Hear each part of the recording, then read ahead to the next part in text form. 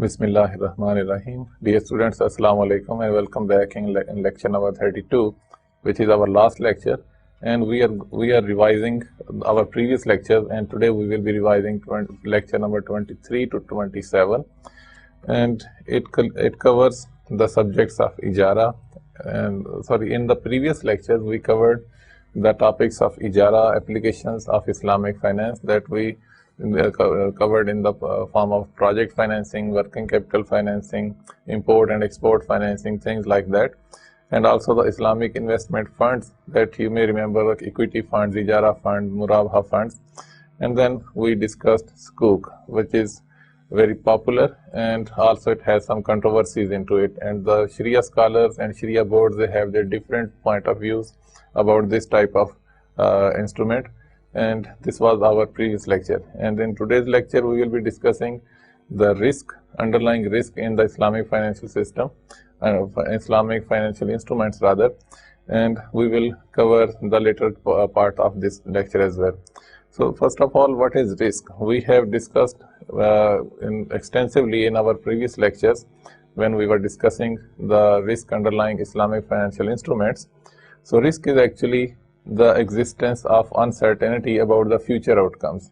So when we are not sure that what is going to occur in the future, because and then this is sure that we don't know in the future, but we can cover that risk. We have some instruments, like you may know the word insurance. That insurance is a form where we substitute our uncertainties with some certainties.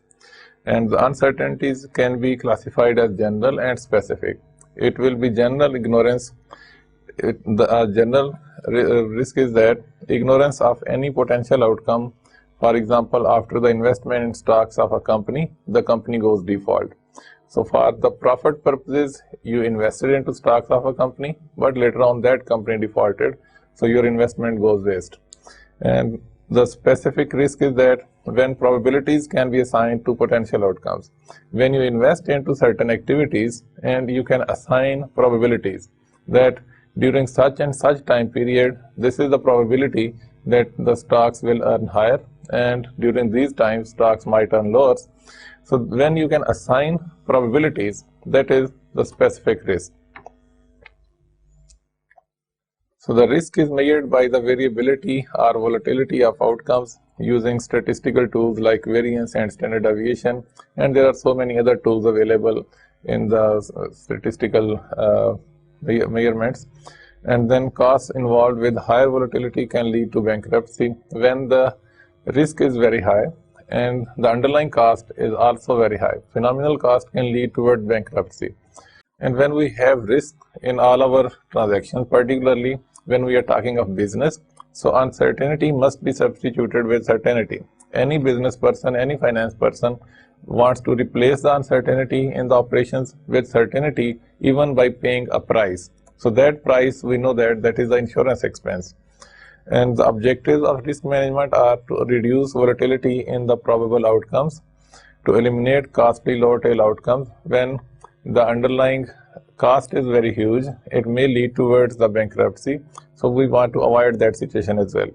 And to maintain a certain risk profile, we want to maintain a calculated risk. We don't want it to go beyond that certain limit. And the objective of any firm or business is the value maximization. So by managing the risk, we can add value to the firm, or we can maximize the profits or the value of the firm. We can classify the risk into business risk and financial risk, as it is clear that business risk relates to uncertainty arising from the nature of firm's business. For example, decreased revenues, higher cost, high turnover, and these are the things which are particularly related to the business.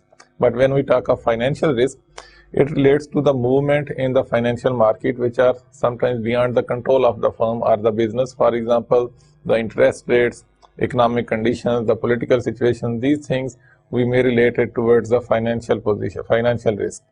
And also we can categorize the risk into systematic and unsystematic risk.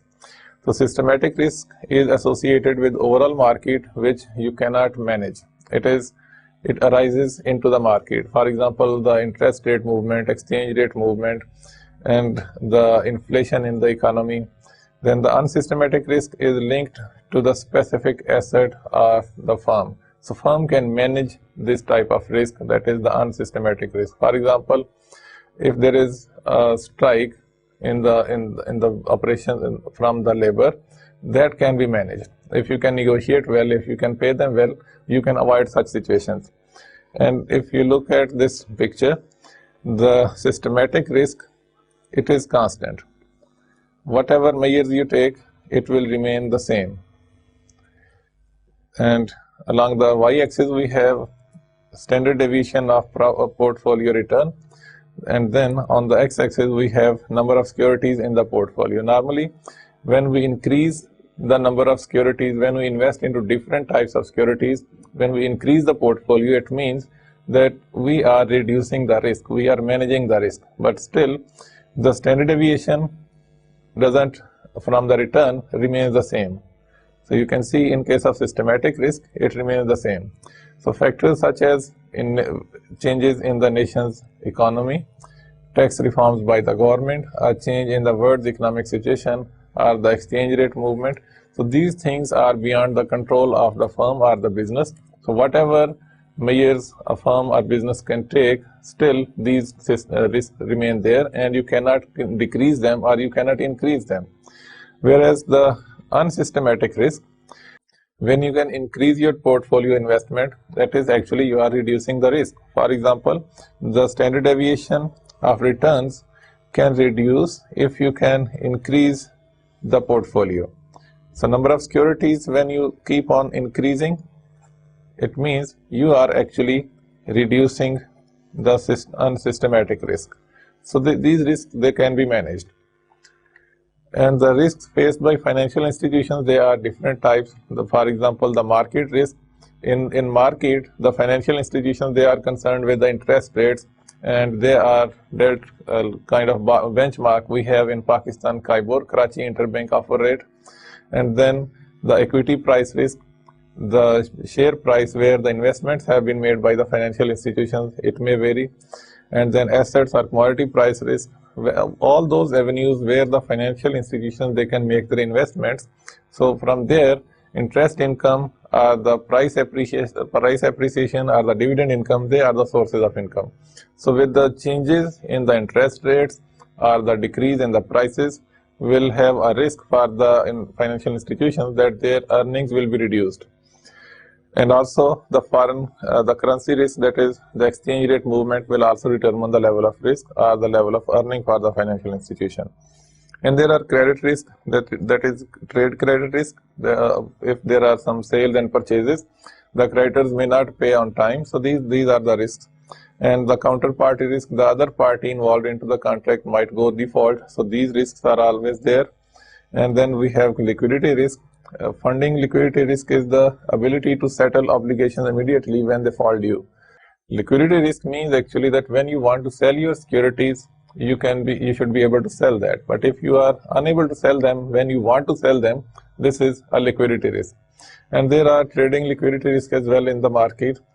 And the operational risks, these are related to the operations of the financial institution, like the people's risk.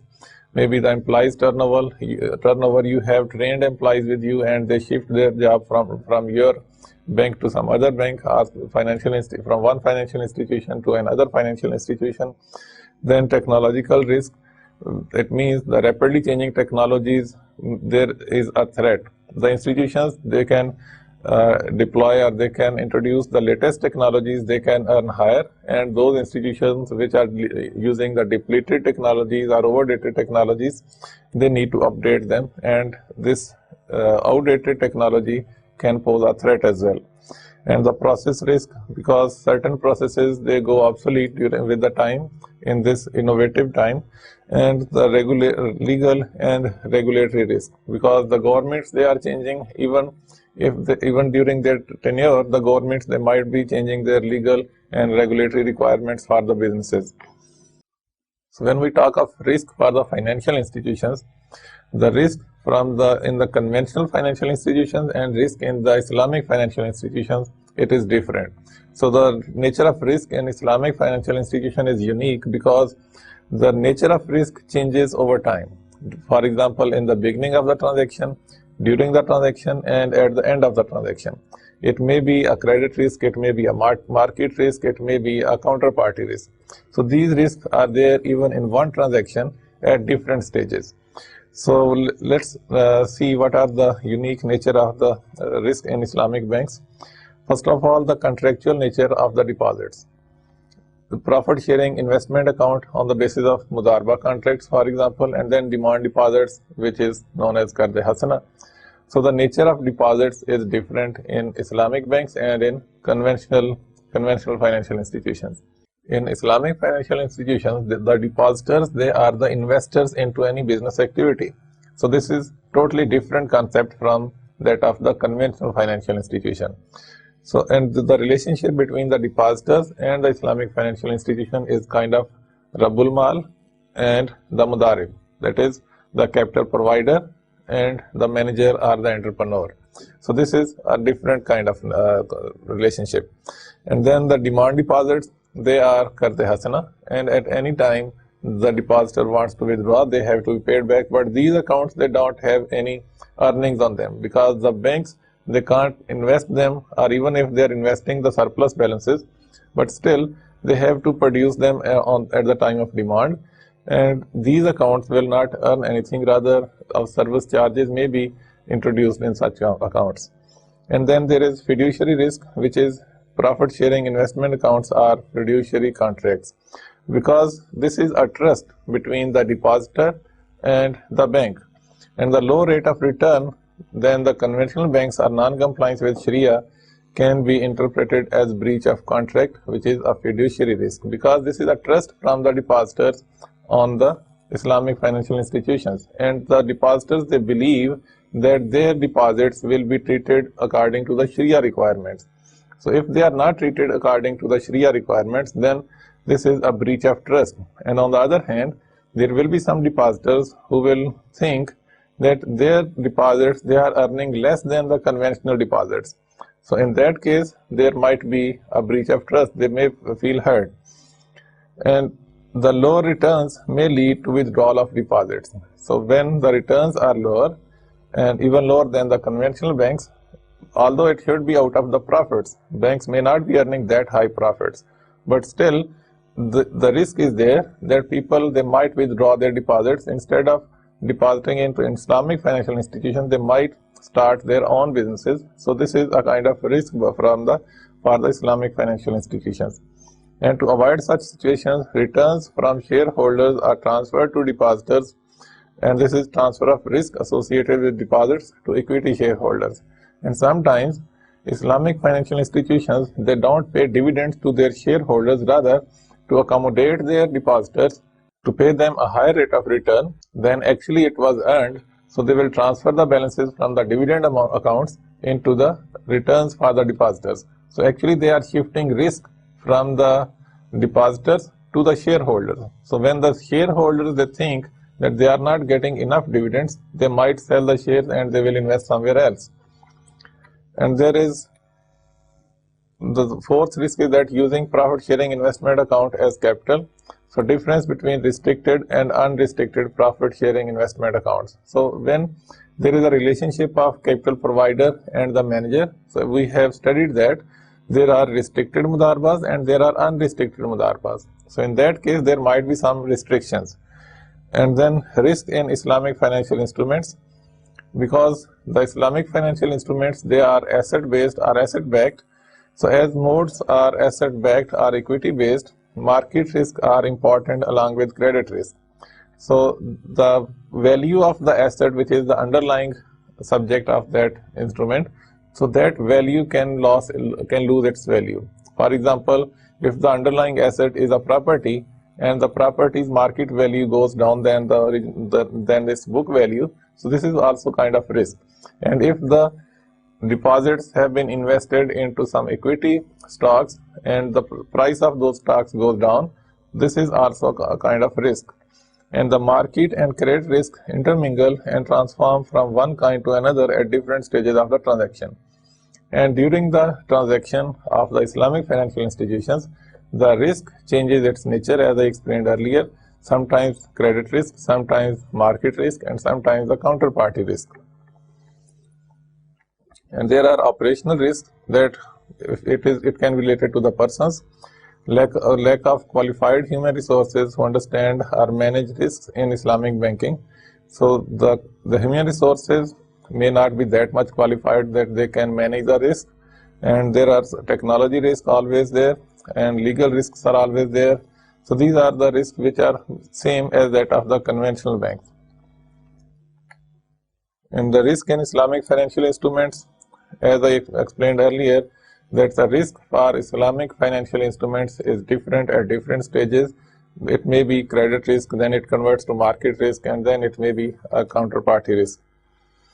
So if you see, it changes with the type of the wealth as well. If there is cash and cash has been received on the spot, there is no risk. Or when the payments have been received which were due, there is no risk. And if they are going to be received in future, there is credit risk. And this is same as in the case of conventional banks as well. But when it is asset, when the underlying transaction is an asset based, so in this case, when the Islamic financial institutions, they purchase the asset to deliver it to their clients, so there is a market risk, because when the asset is in the possession of the Islamic bank, this is a market risk. And when the asset is transferred to the client, then there is a credit risk. Or when the asset is received back in the case of lease contract, then again there is a market risk. So let's see what are the risk profiles of Murabaha. First, these are the financial instruments. The modes of financing are financial instruments, they are the same thing. So when Murabaha is a non-binding, then it means, let me explain you first of all what is Murabaha. Murabaha is a sale contract between the client and the Islamic financial institution, where Islamic financial institution purchases the asset for the client and adds its profit into all the costs, and all these costs and profits, they are known to the customer or the client, and that price has to be paid by the client either lump sum or on installment basis. So in the beginning of the transaction, Islamic financial institution purchases the asset for the client, so there is a market risk. So when the asset is in the possession of the bank, then this is a market risk. This is a market risk because the asset is with the bank, and this is not sure that client will take the possession of this asset or not, because this is a non-binding Murabaha. In non-binding, it is not binding on the client to receive that asset. So this is a market risk. But when the client takes the possession, it means the price will be due from the client. There is a credit risk. Now the client has to pay the price in installments. So those installments, they are the credit risk. Client may not pay on time, or client even go default. So these are the credit risks. And when at the end all the payments are received, then there is no risk. And in case of binding Murabaha, it means Islamic financial institution will make sure that whatever asset is purchased for the client must take possession of that asset. So in this case, there is no risk, because the bank will purchase it and client will take it.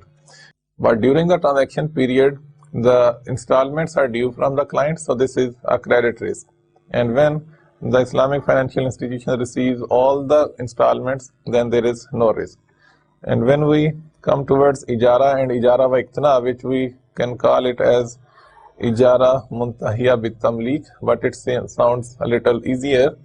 But so in this case, in Ijara contract, it is same thing as that of Murabaha, that for the client an asset is purchased and it is forwarded to the client. In case of Murabaha, the ownership is transferred to the client right away, but in case of Ijara, the ownership will remain with the bank, but the client, while using the asset, will use the usufruct or will have the beneficial use of the asset and will pay the price which is called as rent. So Islamic financial institution purchases the asset for the client. This is a market risk because the asset is in the ownership of the bank and it will remain in the ownership of the bank throughout the transaction period. And when the asset is transferred to the client, now the rents are due from the client. This is a credit risk. And at the end, when the asset is still with the in the ownership of the bank, the rental, the lease contract expired. So in that case, again, there is a market risk. And if it is ijara wa iqtana or ijara muntahiya bit tamlik, which ends up in an ownership of the client or any third party, so in that case, Islamic financial institution first of all purchases the asset, and being the owner, market risk is with the bank. And then when the rents are due, this is a credit risk. And at the end, because this is ijara wa iqtana, and it means lease contract and then a sale or maybe a gift to the client. In that case, asset is transferred, maybe gifted or sold, and there is no risk. Then risk profile of salam. So in salam, as you know, this is again a sale contract where the price is paid at the spot or at the time of contract, but the asset, which is the subject matter or the commodity, will be received after the time period, and that time period is fixed.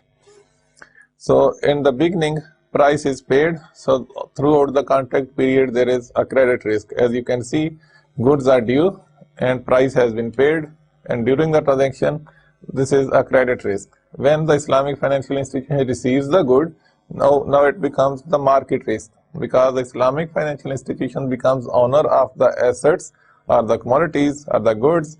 In that case, now Islamic financial institution has to sell these goods, so there is a market risk. So all the risk available in the market, bank has to face that.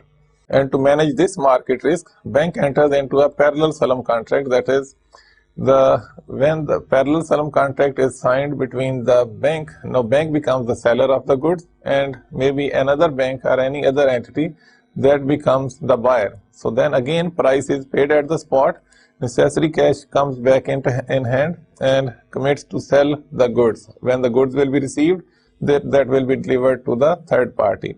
So there is no risk, because whatever price was paid in the salam contract, it has been received back in the parallel salam contract. Whereas the goods are due from the salam contract, it still remains the credit risk. And then Islamic financial institution receives the goods from the salam contract from the first party and then delivers it to the third party in the parallel salam contract. So there is no risk at all. And in case of istisna, which is a contract of sale again, where the price may be paid at the spot, or it may be delayed and paid in lump sum, or it may be paid in installments, or it may be associated with the stages of manufacture.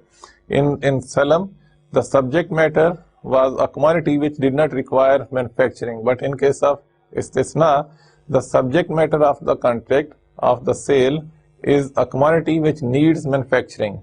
So here the client comes to the Islamic bank for a particular commodity that needs manufacturing, and Islamic financial institution is not an institution of manufacturing. So then Islamic financial institution will enter into contract with another party which is a manufacturer. So then in the first contract we call it istisna. The second contract, which is with the manufacturer and the bank, that is known as parallel istisna. So first of all, Islamic financial institution commits to manufacture the assets in the beginning of the transaction, and cost of production is the market risk, and the price due from the client is the credit risk. And when the Islamic financial institution delivers assets and receives cash, there is no risk.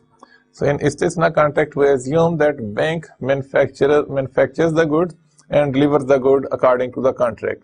But practically bank cannot do so. So then bank enter into a parallel istisna contract. And Islamic financial institution commits to manufacture assets by entering into a contract with the subcontractor. Now the subcontractor is a manufacturer, and this is a contract between the bank and the third party, which is the manufacturer. Now the price is due from the first istisna contract because the bank is now paying the price to the manufacturer, and then seller delay in delivery not according to the specification. This is a counterparty risk. Now the manufacturer, if it doesn't manufacture the goods according to the required specification, in that case the first party, that is the buyer or the client in the istisna contract, may refuse to take the delivery of such kind of assets or such kind of goods. So in that case, this is a counterparty risk. Counterparty is the manufacturer, which is a subcontractor in this case. So this is a counterparty risk.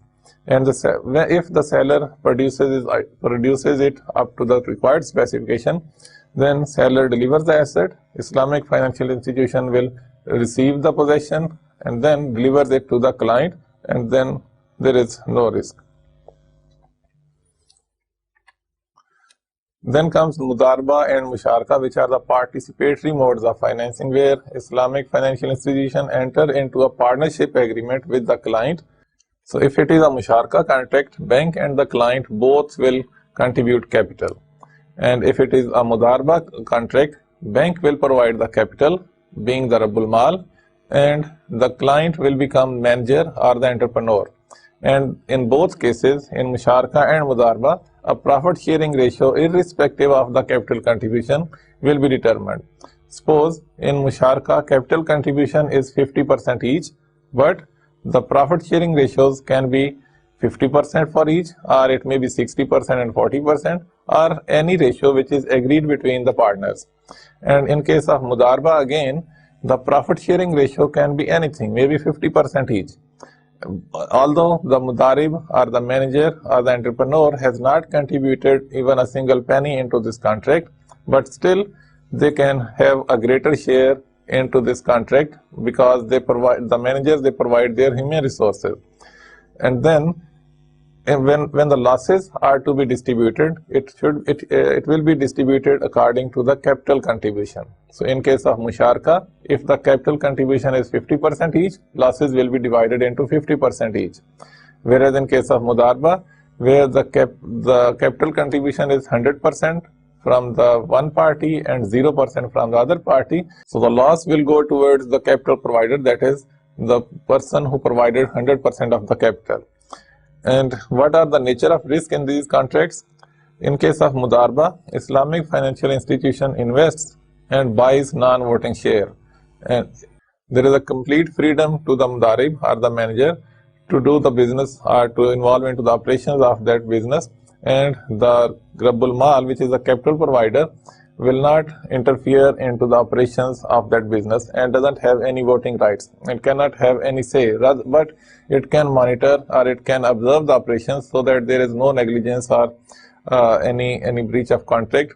And during the transaction, profits, which may profit share or returns, they are due from the Mudarib. So it depends on the Mudarib now. So this is a counterparty risk.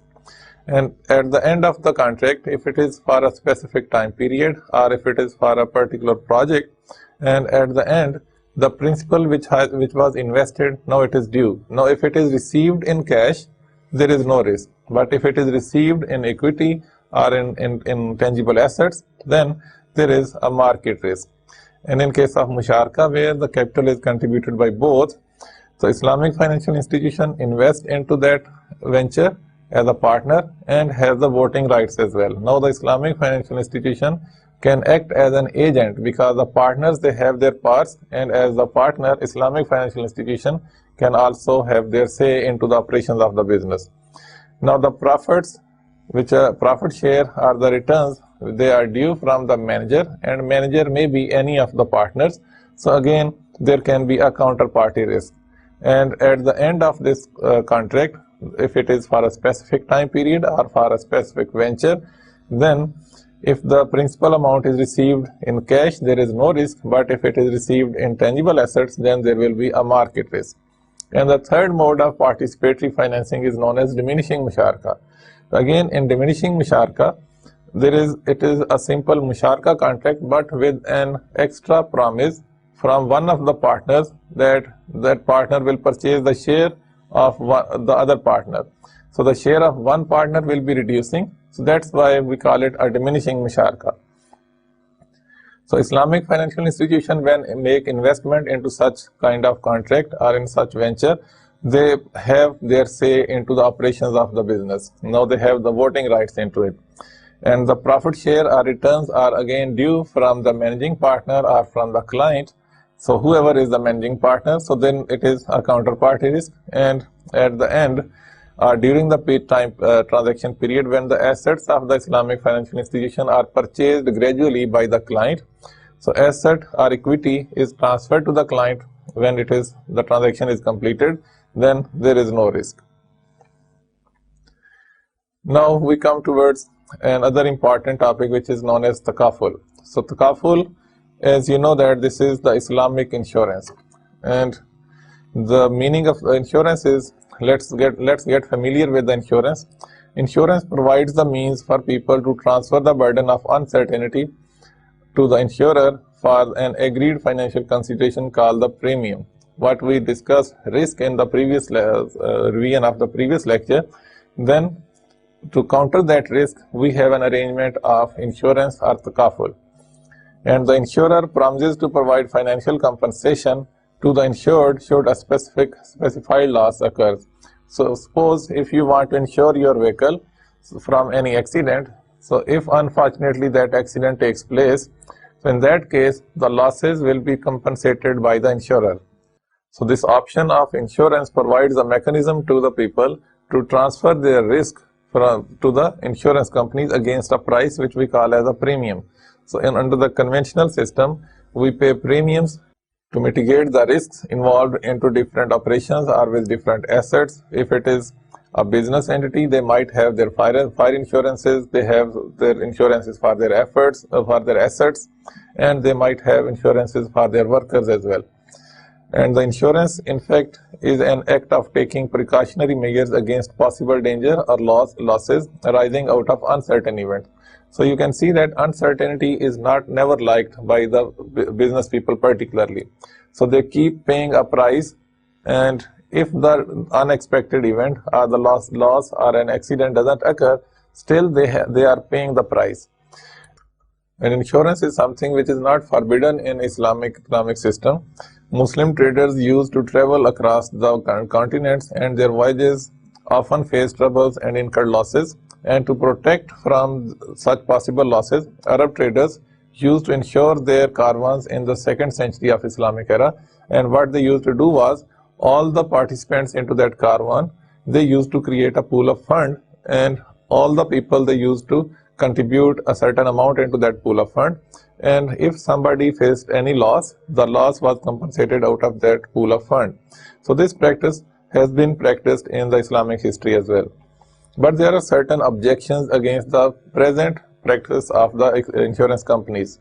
If you look into the operations of the insurance companies, they invest their surplus or whatever premiums they receive from the participants, they invest them into interest-bearing securities or interest-bearing deposits.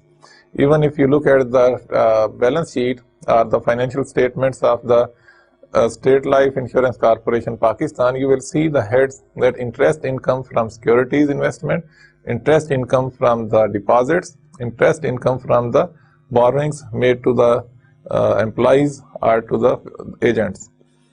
So the scholars view the insurance contract as an exchange contract. Money is exchanged for money over a time period. The first objection against the conventional insurance system is that it is only an exchange of money without any consideration of the underlying transaction or any commodity or asset.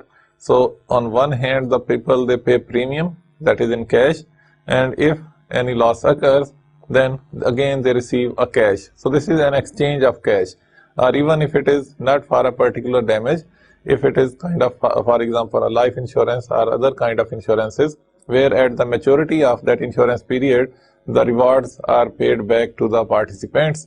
So in that case, it is simply exchange of money. So just like any conventional banking system where the deposits are maintained, and those deposits, they earn interest income into it, and at the end a huge amount including the principal amount plus interest amount or interest income, is paid back to the depositor. So again, it seems similar to that as well. And this brings about the problem of gharar, which is known as uncertainty, and which leads towards maisar, gambling, and in investment aspects there is riba. So all these elements are there which are not allowed under Islamic financial system. First of all, uncertainty. When you are not sure about anything, when, for example, if you want to purchase anything and you're not sure about all the features of that, better to avoid it, particularly if the investments are huge. And gambling, of course, is not allowed with the hope that I will pay a price and such event or loss will occur and I will get something back. And sometimes people, they become so desperate that they don't care, and they even cross the moral limits, and they arrange accidents. They arrange accidents by themselves just to claim the insurance money. And with the contributions which were deposited by the clients as premium, those amounts, they are used into the riba-based transactions.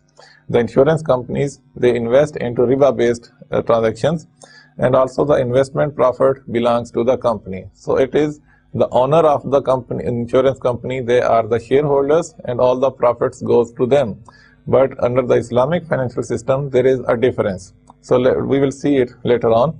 But let me show you the final profit and loss account of State Life Insurance Corporation, and this was the latest available for the year 2011.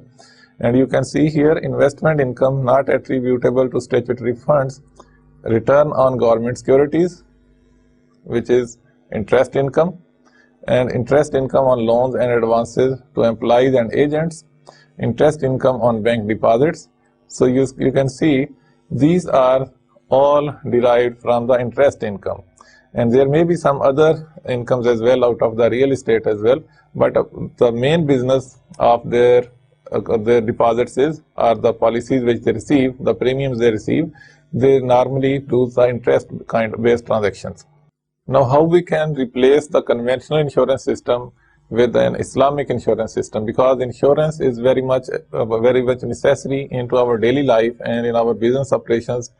And for that purpose, Islamic scholars, they have introduced the concept of takaful, which you might call it as an Islamic insurance. And in Pakistan and all over the world, we have so many insurance companies which operate under the principles of Islamic Sharia, and we call them as takaful company. In Pakistan, we have Pak Qatar Takaful, we have Dawood Takaful. There are so many other companies, they are operating all over the world. And the word takaful has been derived from the word kafala, which means guaranteeing, जिसको हम उर्दू में कफालत करना भी कहते हैं. And the takaful means mutual protection and joint guarantee. It is a mutual act where so many people, they contribute into a pool of fund, and they compensate the losses out of this pool of fund. And that pool of fund is utilized to compensate against any losses arising out of any accident or any natural calamity. And to replace the insurance system, that is the conventional insurance system in Pakistan's economy, we have a decision by the Council of Islamic Ideology of Pakistan stating that the contract of insurance in all its forms is unlawful, corrupt, false, prohibited, and promulgatable. So you can see that the severity of this concept, that it must be replaced with some Islamic principles. And the basic principle behind takaful is that fortunate many helping the unfortunate few, where only few unfortunate, which are the victims of any accident or maybe any disaster, so those unfortunates must be helped by the fortunate many. And these are the few features of takaful. Firstly, the participation into a takaful fund must be performed with utmost sincerity in order to help those faced with difficulties. So the objective here is not to earn any profits, but to help each other.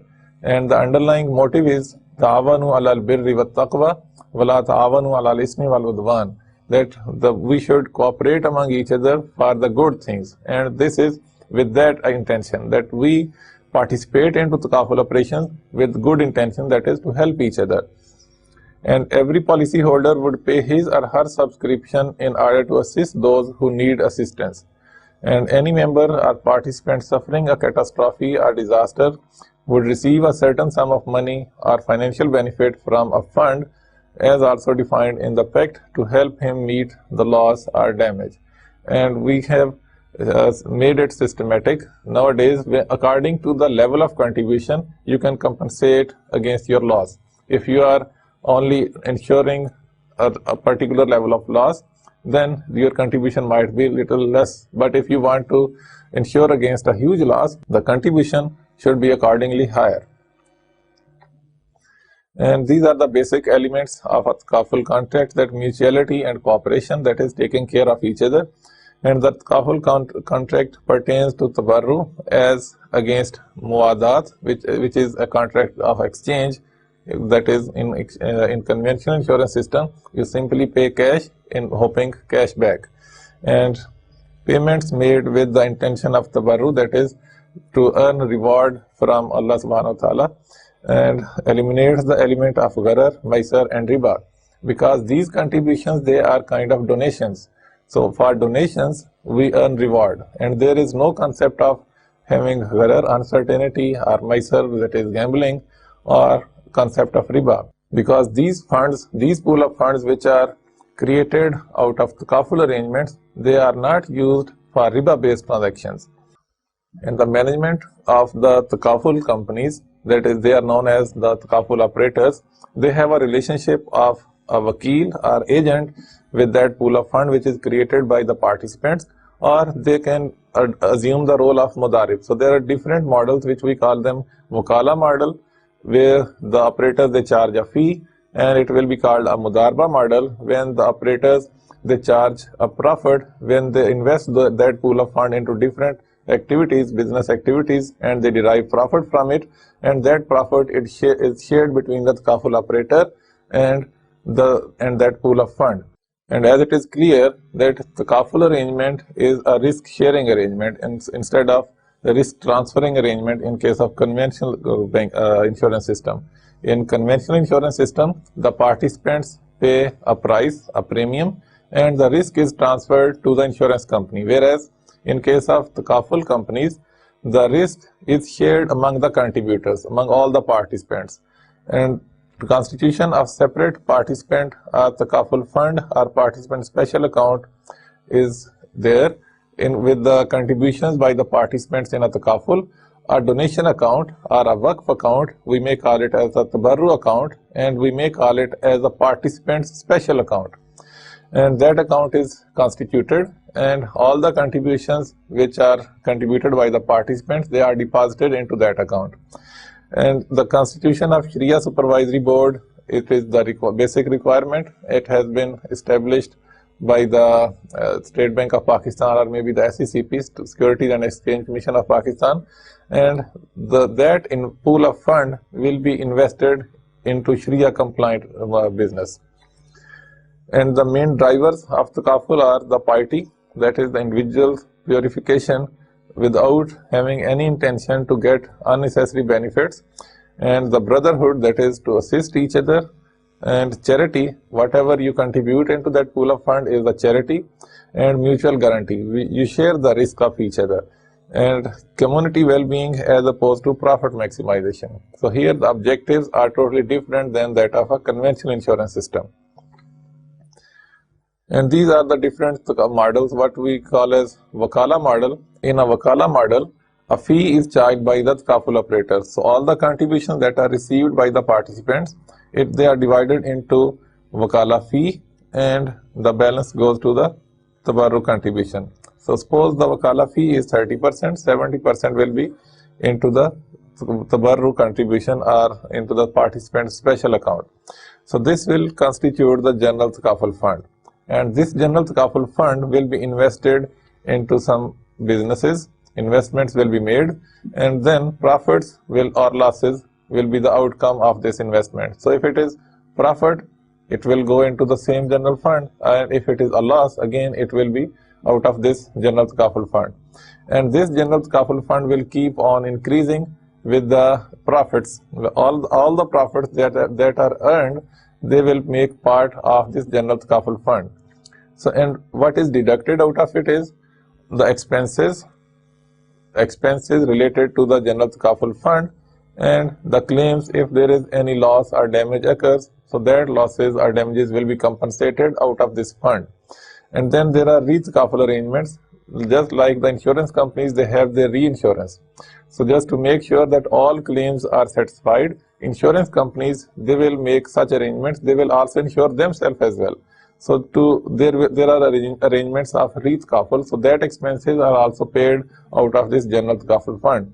And in case of cancellation, any expenses related to that will also be deducted from this account, and then reserves will be maintained out of it. A certain level of reserve will be maintained, and if after that reserve something is left, that is known as net surplus. So now that net surplus can be treated differently. It may be gifted back to the participants, or whatever way the Takaful companies deems fit. It may be donated to some other charitable purpose, and it might be used in case of disasters, and whatever way that Takaful operator deems necessary or fit. Whereas the Wakala fee, after deducting the managerial expenses, the profits will become the share of the shareholder, that is the owner of that Takaful operator company. And one thing you need to keep in mind, that this whole arrangement, the ownership is with the Takaful contributors. Whereas in case of insurance companies, the shareholders of insurance companies, they are the owners of those insurance companies. And here, the participants are the owners of all these assets and these processes. And in case of Mudarba model, the Takaful operators, they not only provide the services of Takaful operations, but also they manage the funds on Mudarba basis. And they not only manage the Tabarru funds, but they also invite some other funds, just like in the case of participants account.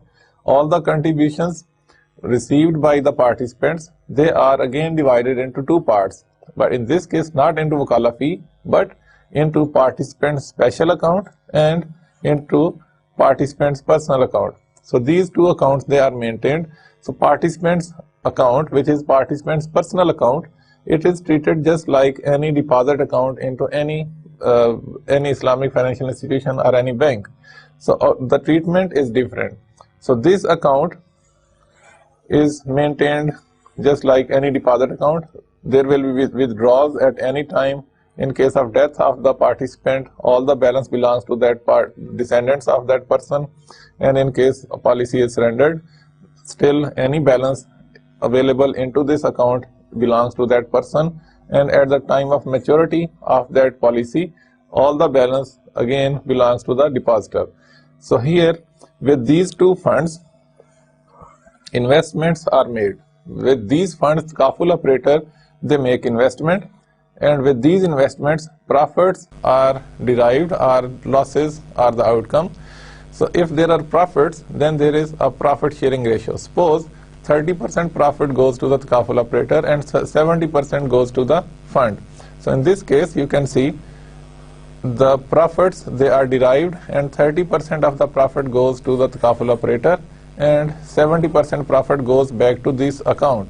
And it doesn't go only into participants account, but it goes to the participant special account as well, according to their proportion. If this is 60% and this is 40%, then that profit which is derived, suppose this is 1000, so out of this 1000, 60% or 600 will come into this account, and 40%, which is 400, will come into participant special account. And the deductions, just like in the previous model, it is same as from the participant special account, that is the claims, re-takaful expenses or other expenses which can be attributed to this account, and then the reserves will be maintained. And if after maintaining the reserves, still something is left, that we know as net surplus. That net surplus will be payable to the participants, or according to the agreement between the participants and the Takaful operators. So this is known as Mudarba model. But now there is another model which we call it a hybrid model, which is the hybrid of Wakala model and Mudarba model. So in this case, we have made the flow chart a little differently. So the contributions, they are divided into participant special account, which is a tabarru account, and participants account, which is the personal account. So the wakala fee is deducted from this participant's special account, and it goes to the takaful operators or the shareholders of that takaful operating company. And the investments are made out of these funds, and the takaful operators, they manage these funds. So being the manager or mudarib, they will have their profit. So all these funds, they are invested, and profits, they are generated. So if there is any income, it will be distributed in all the partners, that is the operator, the participants account, and the participant special account. And then it will be treated just like the personal deposit account. The deductions out of it, it belongs to the participants, and in case of participant special account, it will be treated same as in the case of wakala and mudarba model. It will have claims, it will have rizqafal expenses, and any expense which can be attributable to these things. And a reserve account will also be managed, and if something is left, that is a net surplus, that will be again deposited into the participant special account, and there may be some other arrangements. It depends upon the agreement between the takaful operator and the participants. Now, I have tried to make these three models in its simplest form. If you look on the Google, or you might see some other literature where these contracts, they are not designed like this. These are the simplest forms, just to make you aware or to make you familiar with the operations of these takaful models. So, but when you come to know this idea that what is wakala model, what is mudarba model, and what is a hybrid model, then you will be able to understand the complex models which are designed by these takaful companies. So these are the basic ideas of different models, but it can be made complex with the agreement of the takaful operators and the participants. And the last topic that we discussed in this course, it was the evolution of Islamic banking in Pakistan. And it was interesting to see that Islamic banking started in Pakistan, and it was quite a half-hearted attempt, or the reluctance of the governments could be observed in all these operations. So if we look at the history, Council of Islamic Ideology, the Islami Nazariyati Council, was appointed the task to prepare a draft of interest-free economy in 1977, and in February 79, President of Pakistan announced that interest will be removed from the economy in a period of 3 years. And for this purpose, at that time, 3 organizations or firms were selected. That was the House Building Finance Corporation, National Investment Trust, and Mutual Fund Investment. And the idea was to clean the operations of these companies from the riba-based transactions. And at that time, Council of Islamic Ideology suggested to decrease the dependence on the foreign loans, because the foreign loans, they have the element of riba, and you can't get these loans as qarde hasana from the loaning countries, from the foreign countries, and also you can't get these loans on profit and loss sharing basis. So the dependence on the foreign loans was advised to be reduced. And in 1981, government ordered banks to establish separate counters for deposits on profit and loss sharing basis. And in 1981, separate counters were established into the banks, where the people could deposit into the bank accounts based on profit and loss sharing, not to earn interest. And then government announced the discontinuation of the parallel system from July 1985. Until July 1985, almost 4 years, this practice continued, and then it was discontinued by the government. And the movement towards the interest-free economy suffered a setback in August 1985, when the government allowed the banks to invest the profit and loss sharing deposits to be invested into interest-bearing securities. So it means that I invested, or I deposited with the bank in a profit and loss sharing account, but with my deposit, the bank was allowed to make investment into interest-bearing accounts or interest-bearing investments. For example, in bonds or in government securities, where the interest income was derived and it was distributed among the profit and loss sharing holders. So this was quite a setback, and this showed that government is not sincere in promoting or in extending the operations of the Islamic financial system. And in 1985, Federal Sharia Council declared the procedure adopted by the banks in 1985 as un-Islamic, because when the banks were allowed to invest into interest-bearing securities, at that time, that operation, that action of the banks was declared un-Islamic by the Federal Sharia Council. And in response, the government and some banks, they made appeal to the Sharia appellate bench of the Supreme Court, and in 1999 a decision came, and all the appeals, they were rejected, and then the government was advised to convert the system into an Islamic system. So then the government started setting up high-level commissions, task force, some committees to institute and promote Islamic banking on a parallel basis with the conventional banking system. Now there are so many committees and some processes are going on to convert the system to Islamize the economy, and this is very slow process, and it is going on parallel basis. And some steps have been taken by the State Bank of Pakistan as well. In 2004, the State Bank of Pakistan established a dedicated Islamic banking department and established a Sharia board to regulate and approve guidelines for the emerging Islamic banking industry. So that attempts are going on, and these two systems, they are going parallel to each other. And there are so many misconceptions what we have discussed in our previous lectures, that the operations, although they are going separately, but still they are the perception is that they are the same operations, although the terminology is different. And these are the Islamic banks operating in Pakistan. At the moment we have 5 banks with 668 branches operating all over Pakistan. And these are the conventional banks, which were, according to the instructions of State Bank of Pakistan, they have to operate their Islamic banks or Islamic bank branches as well. So they have this much Islamic banks, banking branches in Pakistan, about 379. And then there are sub-branches operated by different banks. The Islamic sub-branches operated by almost 6 banks. They are 68 branches. In total, we have 1,115 Islamic banking branches until June 30th, 2013. And this is the spread of Islamic banking branches in Pakistan. And you can observe, as we mentioned in our previous lecture as well, the concentration of Islamic banking branches, they are only in big cities, whereas the small cities, they don't have much branches.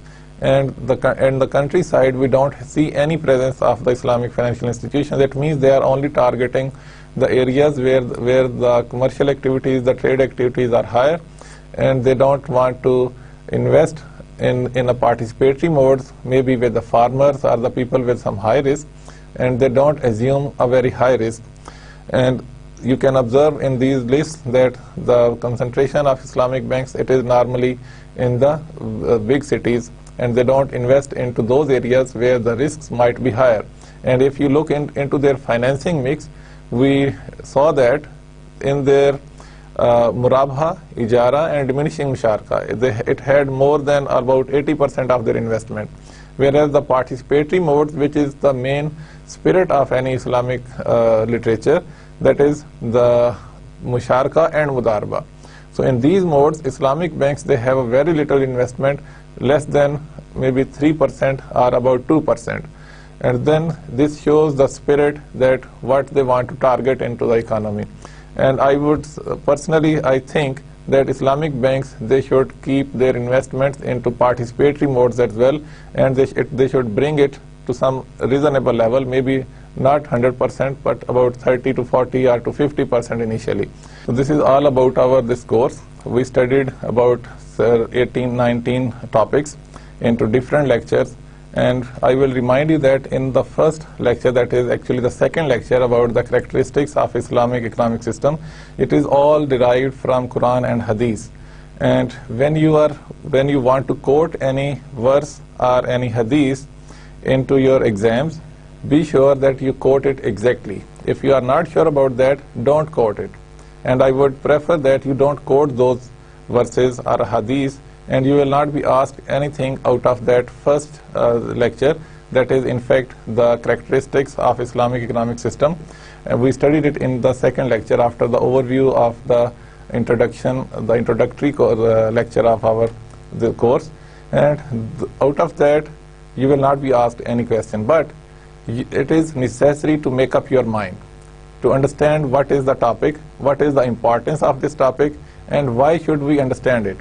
And I will advise you not to take these courses just to earn some higher grades, but to make your understanding clear about the topics. This is very much important. We are living in the Islamic Republic of Pakistan, and this is our responsibility that we have a system which is according to the Islamic instructions or the divine guidance of Allah subhanahu wa ta'ala. And this is all from my side. I hope best of luck for you all, and maybe in future we'll see each other. Assalamu alaikum.